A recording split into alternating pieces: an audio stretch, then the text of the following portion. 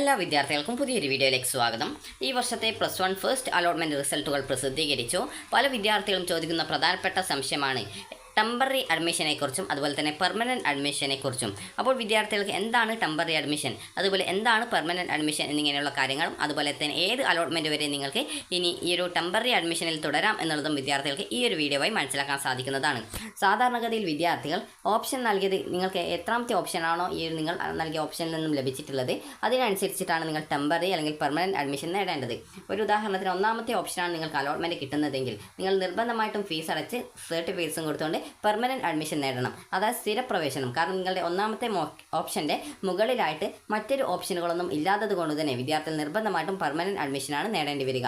അതുപോലെ തന്നെ വിദ്യാർത്ഥികൾക്ക് 1, 2, 3 ഈ രീതിയിൽ നിങ്ങൾ ഓപ്ഷൻസ് നൽകി ഈ ഒന്നാമത്തെ ഓപ്ഷൻ ഒഴികെയുള്ള ഏതൊരു ഓപ്ഷൻ ലഭിച്ച വിദ്യാർത്ഥികൾക്കും നിങ്ങൾക്ക് ഹയർ ഓപ്ഷൻസിലേക്ക്, അതായത് നിങ്ങൾക്ക് അടുത്തതായിട്ട് അതിന് മുകളിലുള്ള മറ്റേതെങ്കിലും ഓപ്ഷനിലേക്ക് അലോട്ട്മെൻറ്റ് വേണം എന്നുണ്ടെങ്കിൽ നിങ്ങൾ ടെമ്പററി ആയിട്ട് അഡ്മിഷൻ നിങ്ങൾക്ക് എടുക്കാം.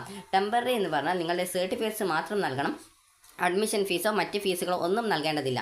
അപ്പോൾ നിങ്ങൾക്ക് ഈ ഒരു രീതിയിൽ ടെമ്പററി ആയിട്ട് അഡ്മിഷൻ നേടാം. ഇനി വിദ്യാർത്ഥികൾക്ക് എത്ര അലോട്ട്മെൻറ്റ് വരെ ഈ ഒരു ടെമ്പററി അഡ്മിഷൻ നേടാം എന്നുള്ള കാര്യം നോക്കാം.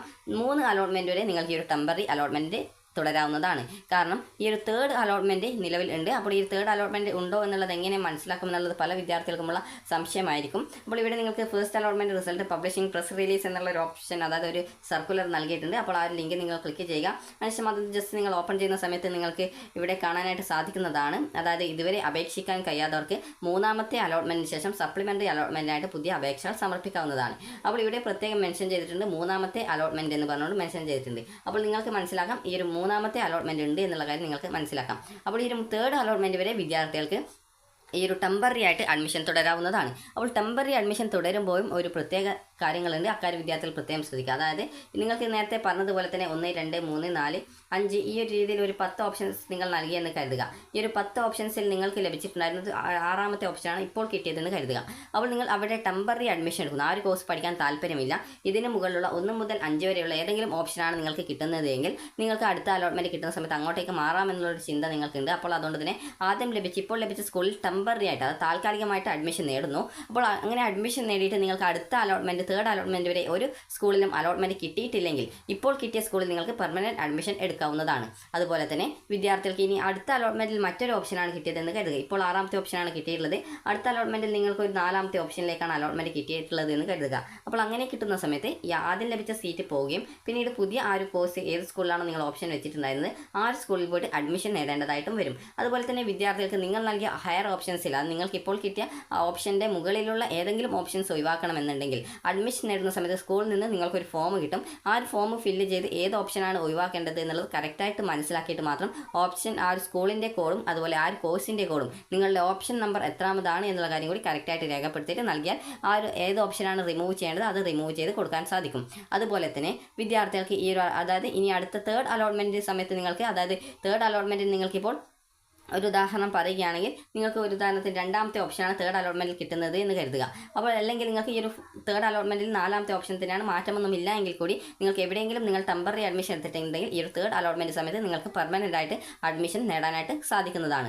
ഇനി വിദ്യാർത്ഥികൾക്ക് ഈ ഒരു സെക്കൻഡ് അലോട്ട്മെൻറ്റിന് ശേഷം തേർഡ് അലോട്ട്മെൻറ്റ് വരുന്ന സമയത്ത് നിങ്ങൾക്ക് അടുത്ത സെക്കൻഡ് ഓപ്ഷൻ അലോട്ട്മെൻറ്റ് കിട്ടുകയാണെങ്കിൽ ആദ്യം ലഭിച്ച സീറ്റ് പോവുകയും പിന്നീട് പുതിയ ആ ഒരു സ്കൂളിൽ നിങ്ങൾ പോയിട്ട് അഡ്മിഷൻ നേടേണ്ടതായിട്ടും വരുന്നതായിരിക്കും. അതുപോലെ തന്നെ ഇതിനിടയ്ക്കായിട്ട് നിങ്ങൾക്ക് ഈ ഒരു, അതായത് ഓപ്ഷൻ ലഭിച്ചിട്ടുള്ളത് നിങ്ങൾക്ക്, അതായത് ഈ ഒരു ഓപ്ഷൻ ലഭിച്ചിട്ടുള്ളത് ആദ്യം ലഭിച്ചിട്ടുള്ളത് ഇപ്പോൾ ലഭിച്ച 6ാമത്തെ ഓപ്ഷനാണ്. എന്നാൽ അടുത്ത സെക്കൻഡ് അലോട്ട്മെൻറ്റ് വരുന്ന സമയത്ത് നിങ്ങൾക്ക് 1ാമത്തെ ഓപ്ഷനാണ് കിട്ടുന്നതെങ്കിൽ നിങ്ങൾക്ക് ടെമ്പററി എന്നുള്ളൊരു ഓപ്ഷൻ ഉണ്ടാവില്ല. കാരണം 1ാമത്തെ ഓപ്ഷൻ ആയാൽ തന്നെ പെർമനൻറ്റ് അഡ്മിഷൻ എന്നുള്ളതാണ് 1ാമത്തെ ഓപ്ഷൻ ലഭിക്കുന്നവർക്കുള്ള ആ ഒരു ചോയ്സ്. അപ്പോൾ അങ്ങനെ 1ാമത്തെ ഓപ്ഷനാണ് നിങ്ങൾക്ക് കിട്ടുന്നതെങ്കിൽ മാത്രം നിങ്ങൾക്ക് പെർമനൻറ്റ് അഡ്മിഷൻ എടുക്കാം. അതുപോലെ ബാക്കി ഏതെങ്കിലും ഓപ്ഷനുകളാണ് കിട്ടുന്നതെങ്കിൽ ഈ ഒരു തേർഡ് അലോട്ട്മെൻറ്റ് വരെ വിദ്യാർത്ഥികൾക്ക് ടെമ്പററി ആയിട്ട് അഡ്മിഷൻ തുടരാവുന്നതാണ്. അതിനുശേഷം തേർഡ് അലോട്ട്മെൻറ്റ് വരുന്ന സമയത്ത് നിങ്ങൾ നിർബന്ധമായിട്ടും പെർമനൻറ്റ് അഡ്മിഷൻ എടുക്കേണ്ടതാണ്.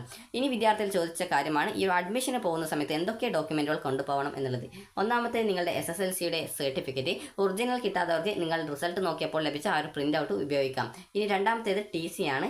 അടുത്തത് 3ാമത്തെ TC എന്ന് പറഞ്ഞാൽ ട്രാൻസ്ഫർ സർട്ടിഫിക്കറ്റ് ആണ്.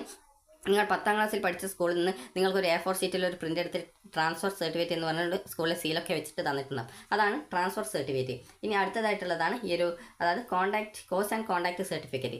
കോൺടാക്ട് സർട്ടിഫിക്കറ്റ് എന്ന് പറഞ്ഞാൽ സ്വഭാവ സർട്ടിഫിക്കറ്റ് ആണ്. അങ്ങനെയായിരിക്കും നിങ്ങളുടെ സർട്ടിഫിക്കറ്റ് ഉണ്ടാവുക. ചിലപ്പോൾ സ്വഭാവ സർട്ടിഫിക്കറ്റ് എന്ന് തന്നെ മലയാളത്തിലും രേഖപ്പെടുത്തിയിട്ടുണ്ടാവും. അപ്പോൾ ആ ഒരു സർട്ടിഫിക്കറ്റ് നിങ്ങൾ 10ാം ക്ലാസ്സിൽ പഠിച്ച സ്കൂളിൽ നിന്ന് തന്നിട്ടുണ്ടാവും. അപ്പോൾ ആ ഒരു കോൺടാക്ട് സർട്ടിഫിക്കറ്റ് നിങ്ങൾ അഡ്മിഷന് പോകുമ്പോൾ കൊണ്ടുപോകുക.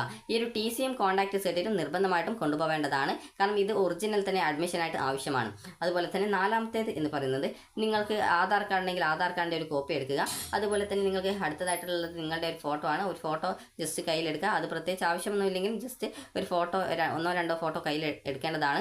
അതുപോലെ തന്നെ വിദ്യാർത്ഥികൾക്ക് അടുത്തതായിട്ട് വേണ്ടത് നിങ്ങൾക്ക് വല്ല റിസർവേഷൻ ഉണ്ടെങ്കിൽ റിസർവേഷൻ്റെ ഡോക്യുമെൻറ്റുകൾ, അതായത് ജവാൻ്റെ ആശ്രിതരുടെ മക്കളാണെങ്കിൽ അവരുടെ സർവീസിൻ്റെ ആ ഒരു സർട്ടിഫിക്കറ്റ്, അതുപോലെ തന്നെ വിരമിച്ചവരാണെങ്കിൽ സൈനിക വെൽഫെയർ ബോർഡിൻ്റെ ആ ഒരു സർട്ടിഫിക്കറ്റ് എന്നിവയൊക്കെ ആവശ്യമാണ്. അത് റിസർവേഷൻ നൽകിയിട്ടുള്ളവർ മാത്രമേ നൽകേണ്ടതുള്ളൂ. അതുപോലെ തന്നെ വേറെ എന്തെങ്കിലും റിസർവേഷൻ, അത് കമ്മ്യൂണിറ്റി റിസർവേഷൻ ആണെങ്കിൽ കമ്മ്യൂണിറ്റി സർട്ടിഫിക്കറ്റ്, കാസ്റ്റ് സർട്ടിഫിക്കറ്റ്, ഇത് നിങ്ങളുടെ SSLC സർട്ടിഫിക്കറ്റ് ഉണ്ടെങ്കിൽ അതിൽ മാത്രം ഉപയോഗിക്കാൻ സാധിക്കും. അതുപോലെ തന്നെ വിദ്യാർത്ഥികൾക്ക് വല്ല ഇൻകം, അത് സാമ്പത്തിക ആനുകൂല്യമുള്ള വിദ്യാർത്ഥികളുണ്ടെങ്കിൽ നിങ്ങൾ ഇൻകം സർട്ടിഫിക്കറ്റ് ഹാജരാക്കേണ്ടതാണ്. അതുപോലെ തന്നെ 7ാമതായിട്ടുള്ളതാണ് EWS കാറ്റഗറി റിസർവേഷൻ ഉള്ളവർ EWS കാറ്റഗറിയിലുള്ള ആ ഒരു സർട്ടിഫിക്കറ്റ് ഹാജരാക്കണം. EWS സർട്ടിഫിക്കറ്റ് ഉള്ളവർ ഇൻകം സർട്ടിഫിക്കറ്റ് ഹാജരാക്കേണ്ട ആവശ്യം വരുന്നില്ല. അതുപോലെ തന്നെ അടുത്തതായിട്ടുള്ളത് വിദ്യാർത്ഥികൾക്ക് ടൈ ബ്രേക്ക് സർട്ടിഫിക്കറ്റ് ആണ്. അപ്പോൾ ടൈ ബ്രേക്ക് എന്ന് പറഞ്ഞാൽ നിങ്ങൾക്ക് NMMS, അതുപോലെ USS, LSS അതുപോലുള്ള എക്സാമിനേഷനൊക്കെ എഴുതിയിട്ടുള്ള വിദ്യാർത്ഥികളും, അതുപോലെ കലാകായിക രംഗങ്ങൾ മികവ് നേടിയിട്ടുള്ളവർ എന്നിങ്ങനെയൊക്കെയുള്ളവർ അതുമായി ബന്ധപ്പെട്ടുള്ള, അത് നിങ്ങൾ എന്തൊക്കെയാണ് ഈ ഒരു അപേക്ഷ നൽകുമ്പോൾ നൽകിയ സർട്ടിഫിക്കറ്റ് ഡീറ്റെയിൽസുകൾ, ആ ഒരു സർട്ടിഫിക്കറ്റിൻ്റെയൊക്കെ ഒറിജിനൽ എടുത്തുകൊണ്ട് നിങ്ങൾ പോയിട്ട് അഡ്മിഷൻ നേടേണ്ടതാണ്. അപ്പോൾ ഇത്രയുമാണ് നിങ്ങൾക്ക് ടെമ്പററി അഡ്മിഷൻ നേടുന്നതിനായിട്ട് വേണ്ടത്. അപ്പോൾ ഈ ഒരു പെർമനൻറ്റ് അഡ്മിഷൻ എടുക്കണമെങ്കിൽ ഇതിനോടൊപ്പം നിങ്ങളുടെ അലോട്ട്മെൻറ്റ് ലെറ്ററിൽ പറഞ്ഞ ആ ഒരു ഫീസ് കൂടി നിങ്ങൾ കൊണ്ടുപോകേണ്ടതാണ്. അതുപോലെ ഇതിനോടൊപ്പം അലോട്ട്മെൻറ്റ് ലെറ്റർ കൂടി കൊണ്ടുപോകാൻ മറക്കരുത്. അപ്പോൾ അതുകൂടി കൊണ്ടുപോകുക. അപ്പോൾ വിദ്യാർത്ഥികൾക്ക് ഈ ഒരു വീഡിയോ ഉപകാരപ്രദമായിട്ടുണ്ടെങ്കിൽ ലൈക്ക് ചെയ്യുക, ഷെയർ ചെയ്യുക. അപ്പോൾ എന്താണ് ടെമ്പററി അഡ്മിഷൻ, അതുപോലെ എന്താണ് പെർമനൻറ്റ് അഡ്മിഷൻ, അതുപോലെ ഏത് സമയം വരെ നിങ്ങൾക്ക് ടെമ്പററി അഡ്മിഷനിൽ തുടരാമെന്നിങ്ങനെയുള്ള കാര്യങ്ങൾ നിങ്ങൾക്ക് മനസ്സിലായിട്ടുണ്ടാകുമെന്ന് കരുതുന്നു. അപ്പോൾ വിദ്യാർത്ഥികൾക്ക് ഈ ഒരു വീഡിയോ ഉപകാരപ്രദമായിട്ടുണ്ടെങ്കിൽ ലൈക്ക് ചെയ്യുക, ഷെയർ ചെയ്യുക. Thank you for